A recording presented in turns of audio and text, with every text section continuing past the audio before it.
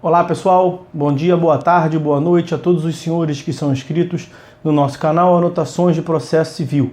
Se você ainda não é, eu sou o professor Arthur Vieira e depois que eu concluí o meu doutorado em Direito Processual, eu resolvi me dedicar a esses veículos de comunicação para que eu pudesse transmitir aos senhores conhecimento jurídico de qualidade e de forma gratuita. Aqui eu vou pontuar o meu e-mail de contato para que eventuais interessados possam estabelecer um contato mais direto. Inclusive, nós podemos eventualmente considerar a hipótese de publicar um artigo científico em conjunto, tá certo? Bom, gostaria de pontuar também com os senhores o nosso canal no YouTube.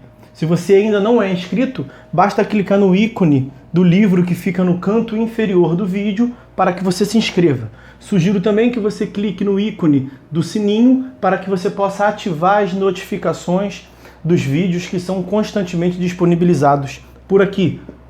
Gostaria de apresentar também aos senhores a nossa plataforma acadêmica, arturvieiracursos.com.br, arturvieiracursos.com.br, onde os senhores encontrarão cursos online de modo gratuito, inclusive com a emissão de certificado válido em todo o território nacional. Tá certo? Então, após a pausa, nós vamos tratar do vídeo de hoje. Então, meus amigos, no vídeo de hoje nós vamos dar prosseguimento à análise do nosso livro Anotações de Processo Civil. Nós estamos tratando da segunda parte do livro, capítulo 2º, que dispõe sobre os procedimentos especiais. Estamos analisando nesse momento os procedimentos especiais previstos no CPC. Iniciamos no vídeo anterior a análise da ação de consignação em pagamento e vamos concluir nesse vídeo. Nesse vídeo nós vamos começar o trato, como aparece na tela para vocês, do procedimento da ação de consignação em pagamento. Então vamos a ela. Tendo ou não havido depósito bancário, recorde-se que é opção do devedor e somente cabível quando se tratar de obrigação em dinheiro. A ação de consignação é proposta mediante petição inicial, que além dos requisitos do artigo 319 e seguintes do CPC de 2015, deve conter o pedido de depósito da quantia ou da coisa devida, que deverá ocorrer no prazo de 5 dias contado do deferimento, e a citação do réu para levantar o depósito ou oferecer resposta. Veja o artigo 542 do CPC de 2015, acrescentou-se no parágrafo único a seguinte regra: não realizado o depósito no prazo do inciso 1º, 5 dias, o processo será extinto sem resolução do mérito. Na hipótese de ter o autor optado pelo depósito bancário, situação em que a consignatória só tem lugar se houver expressa recusa, o depósito já terá sido efetuado, bastando a juntada do respectivo comprovante. Se tratar de consignatória fundada em dúvida quanto a quem pagar, devem integrar o polo passivo todos aqueles que disputam o direito de receber, pois o autor deverá requerer a citação de todos. Como a consignação em pagamento tem cabimento restrito aos termos do artigo 335 do Código Civil, é mister a exata demonstração da situação reclamada, encartável numa das hipóteses legais.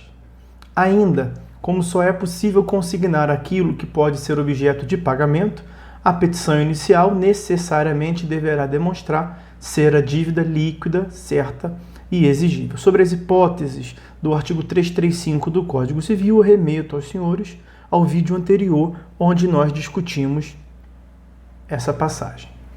Quando o objeto da prestação consistir em coisa indeterminada, cabendo a escolha ao credor, o pedido não será de depósito da coisa, mas para que o réu, o credor, venha exercer em 5 dias, exceto se a lei ou o contrato estipular outro prazo, o direito de escolha, ou aceitar que a escolha caiba ao devedor.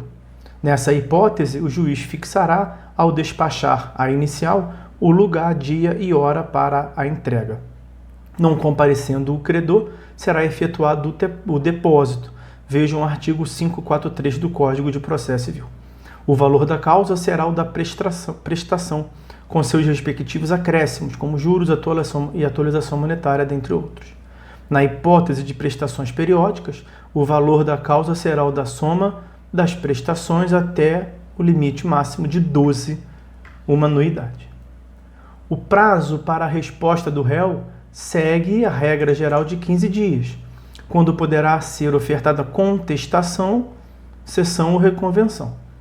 Aplicam-se as regras do artigo 188, prazo em quadro para a Fazenda. Essa é uma referência ao Código de 73. Vejam entre parênteses, no CPC de 2015, o artigo 183 elimina o prazo em quádruplo para a Fazenda contestar, estabelecendo, em lugar disso, o prazo em dobro para toda e qualquer manifestação processual.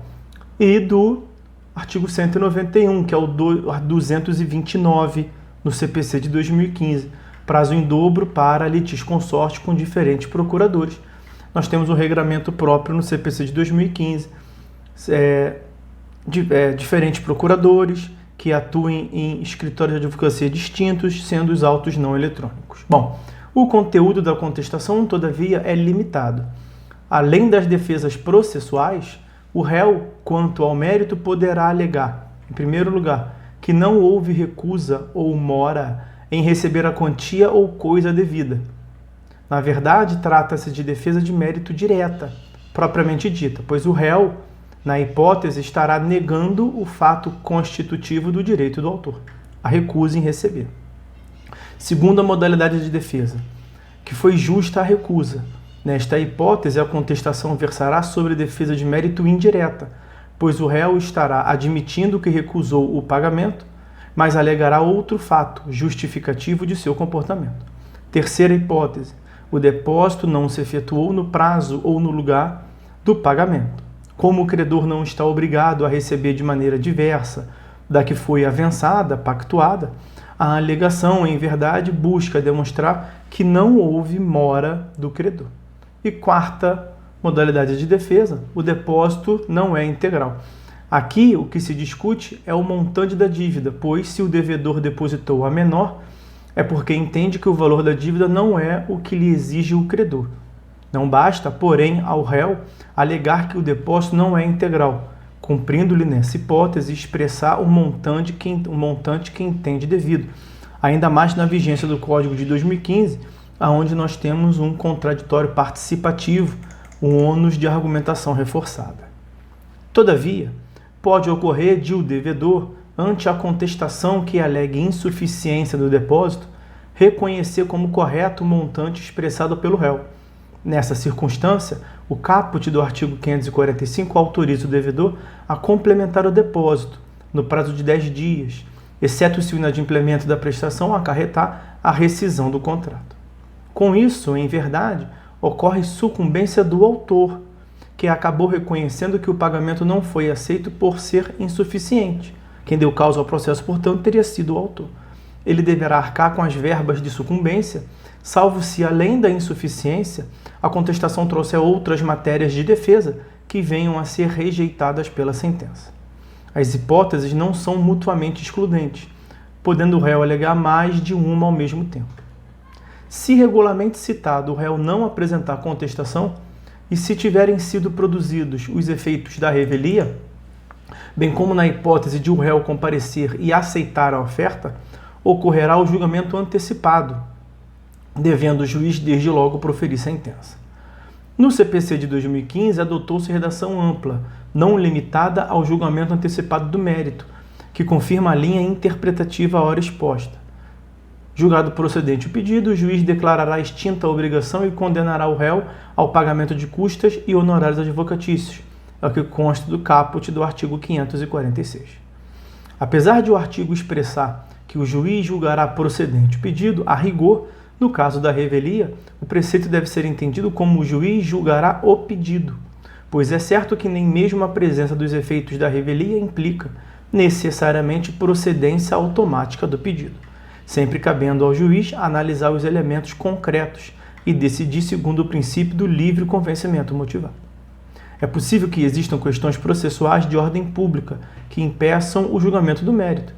É possível que o direito material não ampare o autor em sua pretensão consignatória e o direito o juiz conhece de ofício. É possível ainda que dos próprios elementos do processo o juiz extraia fatos desfavoráveis ao autor, que podem ser conhecidos de ofício.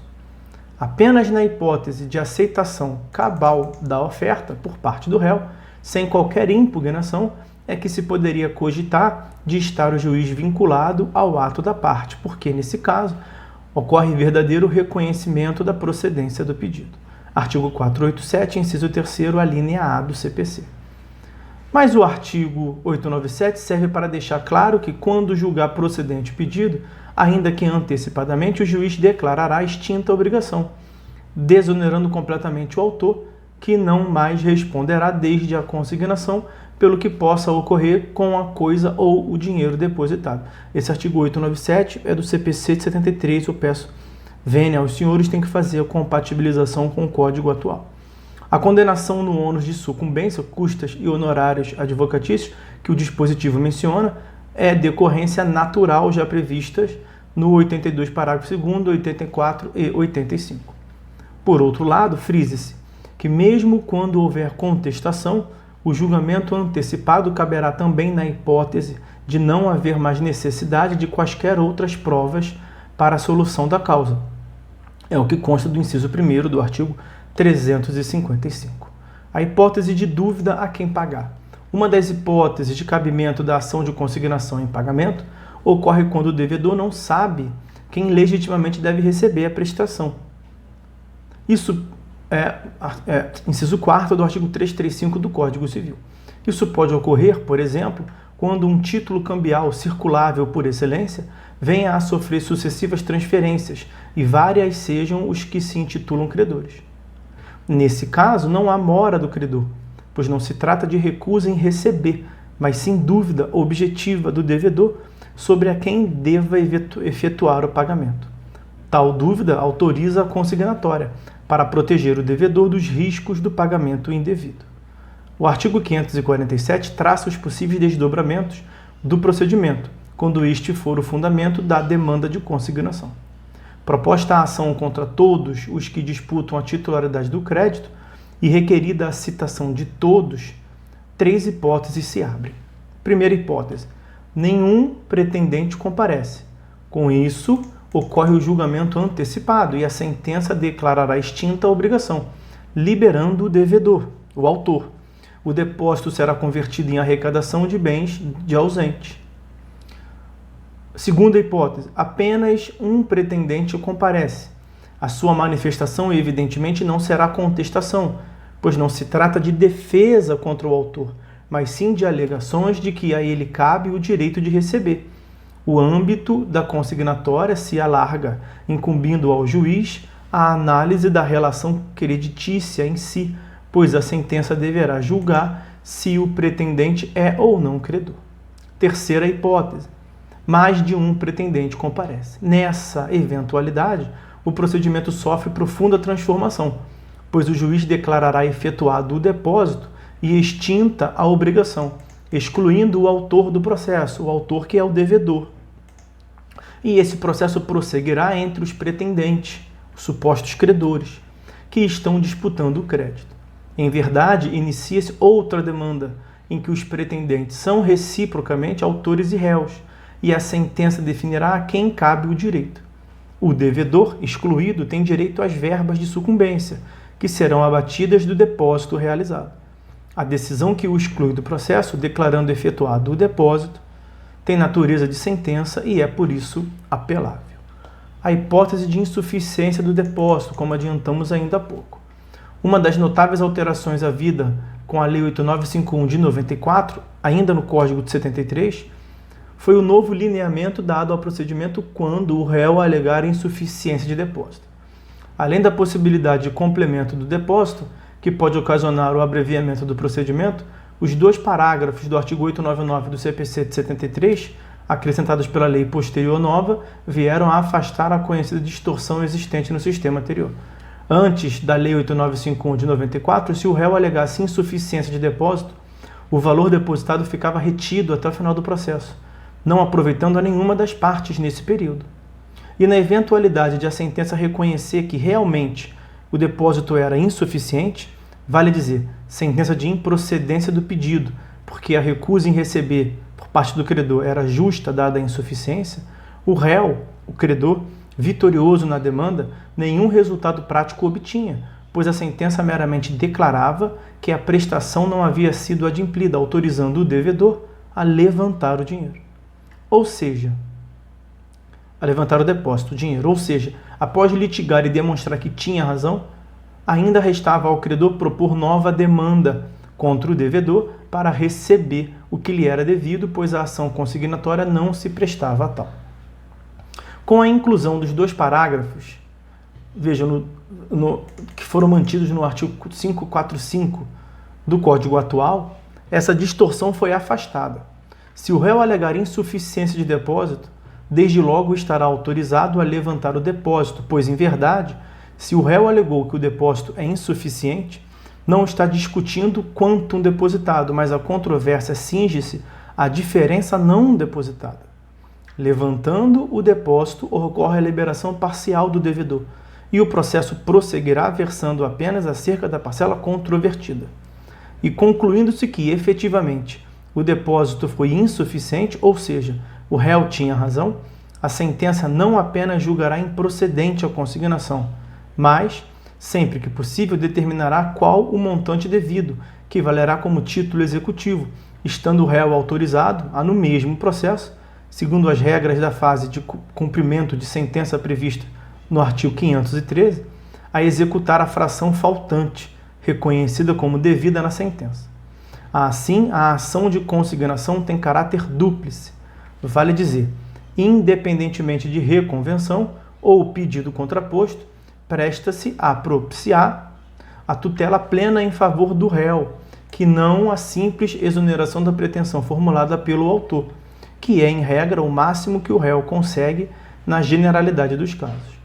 Tal natureza dúplice da ação consignatória gera consequências relevantes no âmbito da litispendência, da coisa julgada, da eficácia preclusiva da coisa julgada, entre outros institutos.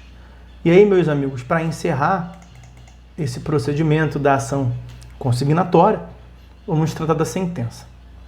A sentença da ação consignatória, quando acolhe o pedido do autor, é precipuamente declaratória, na medida em que reconhece a satisfação do crédito e a exoneração do devedor. Lembrem-se que na consignatória, o autor é o devedor. Quando julga o pedido improcedente por insuficiência do valor depositado, a sentença é preponderantemente condenatória em favor do réu, o réu que é o credor, como visto acima. Em qualquer caso, a sentença veiculará condenação do vencido em custas e honorários. A cognição desenvolvida no processo consignatório, no que tange ao seu específico objeto, é exauriente e, portanto, sua sentença de mérito faz coisa julgada material. Contra a sentença cabe a apelação com duplo efeito. Na sistemática do CPC de 2015, artigo 995, os recursos não impedem a eficácia da decisão, salvo disposição legal ou decisão judicial em sentido diverso. E o artigo 1012 estabelece que, como regra geral, a apelação terá duplo efeito. Então, nós acabamos a análise da ação de consignação em pagamento, a ação consignatória. Vamos interromper esse vídeo por aqui. No próximo vídeo, nós vamos tratar, como aparece na tela aí para vocês, do próximo procedimento especial, a ação de exigir contas. Então, por hora é só, meus amigos. É isso que nós tínhamos para ver. Por hora é só. Fiquem todos com Deus e até a próxima.